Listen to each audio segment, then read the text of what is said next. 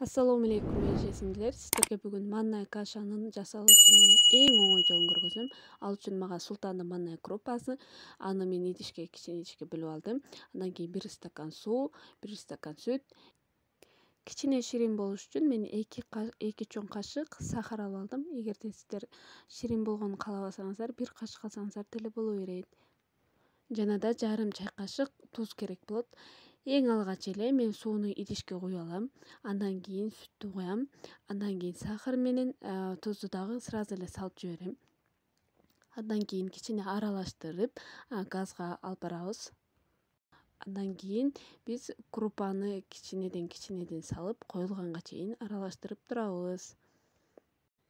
Жарым пияла крупа кетти мага, андан дагы азыраак кетет кээде.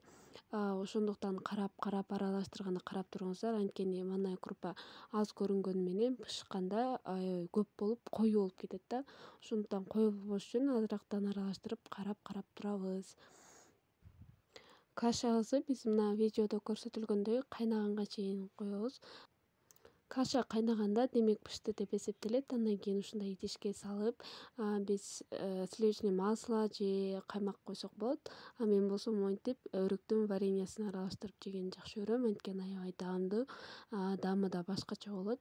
Сиздер дагы ушинтип жасап көрүңүздөр. Көргөнүңүздөргө чоң рахмат. Подписаться бөлүмүн басып, лайк коюуну унутпайбыз. Көрүшкөнгө чейин.